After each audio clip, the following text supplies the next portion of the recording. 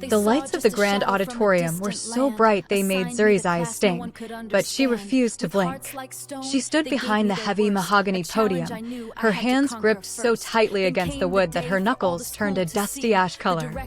In front of her sat 500 people who wanted her to fail. In the front row, Director Kong crossed his legs, a tiny, sharp smirk cutting across his face like a paper cut. He leaned back, checking his gold watch as if counting down the seconds until she lost her job. Zuri took a long, slow breath. She could smell the expensive perfume of the wealthy mothers and the bitter scent of the director's black coffee.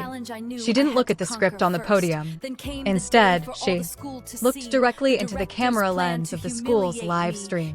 They say silence is a teacher's greatest tool. She began, her voice steady, but carrying a weight that made the room grow still.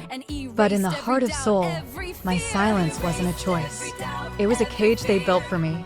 They looked at my skin and heard an accent that didn't even exist. They saw a visitor, a temporary guest, someone to fill a seat for a photo. They never saw a master. But today, the lesson isn't on the whiteboard behind me. Today, the lesson is me. Before we go any further into this incredible journey of fire and grace, make sure you hit that subscribe button right now. We bring you stories of courage that the world tries to hide.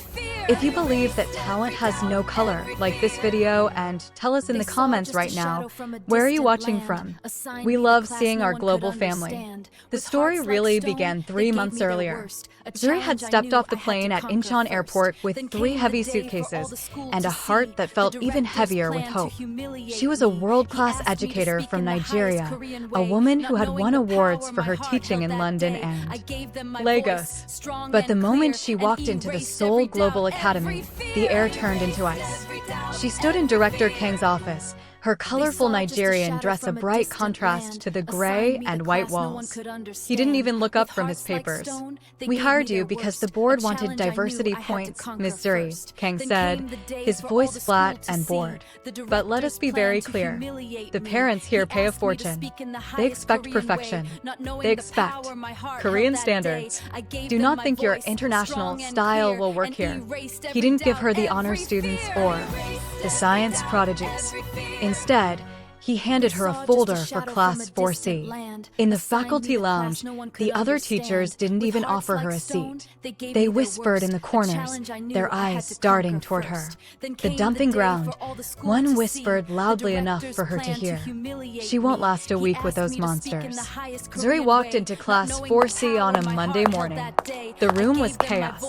Paper airplanes sailed through the air, and at the back of the room, a boy named Minho had his feet slammed onto the desk, his expensive sneakers pointed right at Zuri's face. He was blasting loud K-pop from a speaker, the bass thumping against the floorboards. "Good morning," Zuri said. Nobody moved. "I said, good morning." Minho slowly reached over and turned the volume up. He looked at her with a bored, cold stare. "Why are you still talking?" he asked, his voice dripping with venom. "You're just here for a paycheck and a tourist photo, right? Just sit at your desk, play on your phone, and leave us alone. You don't know who we are, and you definitely don't know how to teach us." Zuri felt a flash of heat in her chest. She wanted to yell. She wanted to tell him about the schools she had built and the lives she had changed. But she stopped. She looked at Minho and saw something behind his anger. He wasn't just a troublemaker. He was a boy who had been told he was a failure so many times that he had decided to become the best failure possible. "Is that what you think?" Zuri asked, walking closer to his desk. "That I'm just a tourist? Aren't you?" Minho challenged. "You don't even speak our language. You're just a shadow in a room that doesn't want you." The room went silent as the students waited for her to cry or run out. But Zuri just smiled. It wasn't a happy smile. It was a warrior smile. "Challenge accepted, Minho. Make sure you've liked the video by now, because things are about to get intense. If you've ever had a boss or a teacher who didn't believe in you, type 'I am strong' in the comments. Let's show the world our spirit. That night, Zuri didn't go to sleep. She sat in her tiny, one-bedroom apartment with the lights of Seoul glowing outside her window. She was surrounded by massive stacks of books. She wasn't just learning how to say hello or thank you. She was diving into the deepest parts of Korean history. She studied Hanja, the ancient characters that held the secrets of the language. She listened to Zuri, the traditional storytelling of Korea, and her eyes widened. The rhythm, the soul, the pain in the singer's voice. It reminded her so much of the oral traditions of her own village in Nigeria. They think I'm a stranger, she whispered to herself as she practiced her pronunciation until her throat was sore. But we are singing the same song. I just have to find the right notes. For 3 months, she lived a double life. During the day, she endured the insults from Director King and the cold shoulders from the staff. In class, she stopped trying to force the students to listen. Instead, she started leaving little notes on their desks, poems by Korean masters translated into English, and African proverbs translated into Korean. One afternoon, she found Minho staring at a note she had left him. It was a quote about a tree that grows strongest in the wind. "My father says I am a dead tree," Minho said, his voice unusually quiet. "He says I am a disgrace to the family because I don't want to study business." Zuri sat on the edge of the desk next to him. "In my home, we say that a tree that doesn't bend will break. You aren't dead, Minho. You are just being forced to grow in the wrong direction." "It doesn't matter," he muttered, though he didn't put his feet up this time. "Nobody cares about Class 4C. I care," Zuri said. "And soon, they will too." We are halfway through this powerful story, and the climax is coming up. If you're enjoying this, don't forget to subscribe so you never miss a drama. Now, let's get back to the moment everything changed. The Founders' Day event arrived like a storm. It was the day when the richest families in the country came to the school to see their children perform. Director Kang saw his chance to finally crush Zuri. He called her into his office an hour before the ceremony. "Miss Zuri, there has been a change," he said, not hiding the grin on his face. "The guest speaker has cancelled. Since you claim to be so connected to our culture, you will deliver the keynote address. But," he paused, his eyes gleaming, "to show proper respect to our founders, you must deliver it in Hapsho-che, the highest, most formal form of Korean. And you must do it without notes. If you make a single mistake, it will be seen as an insult to the school. And your contract will be ended immediately." The other teachers behind him started to giggle. Hapsho-che was so difficult that even some of them struggled to use it perfectly in public. It was a trap.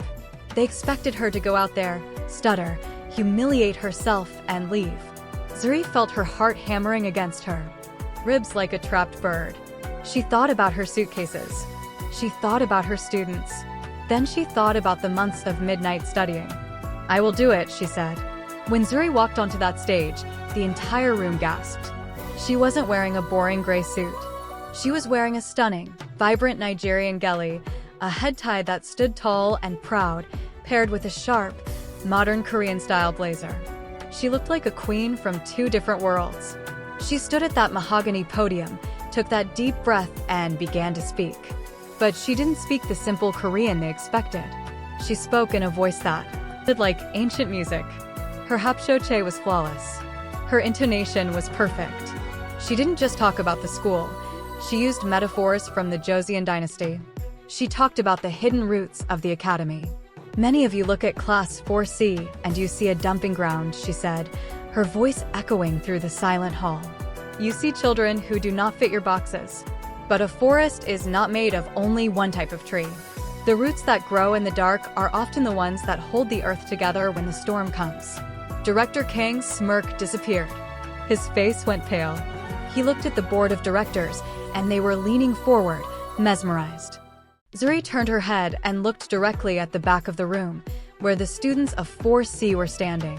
"Education is not a cage to keep you in," she said, her eyes locked on Minho. "It is the wind that helps you fly. Class 4C is not the end. It is the beginning. They are the foundation of our future, and I am honored to be their servant." The silence that followed was terrifying. It lasted for 5, 10, 15 seconds. Zuri felt the sweat on her neck. Had she failed? Was the silence a sign of anger? Then, a sound broke the quiet. Thud. In the very back, Minho stepped into the aisle. He didn't say a word.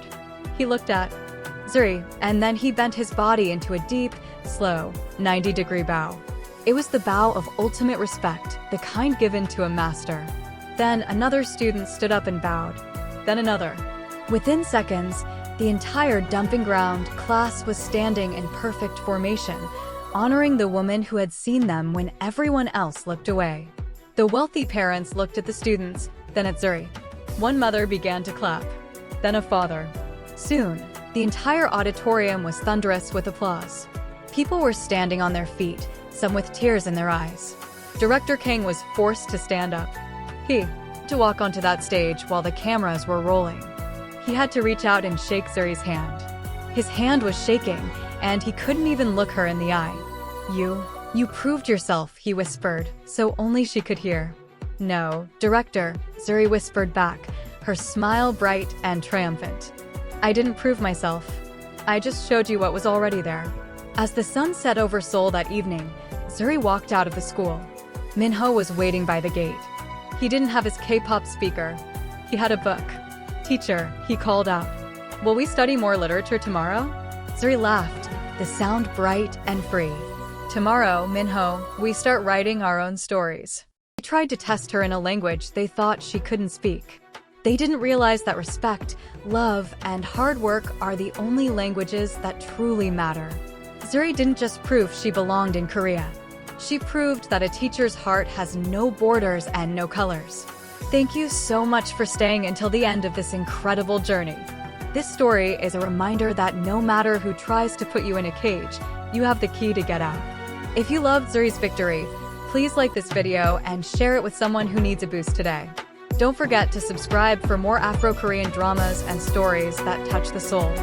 Where should Zuri's next adventure take her? Let us know in the comments below. We'll see you in the next video.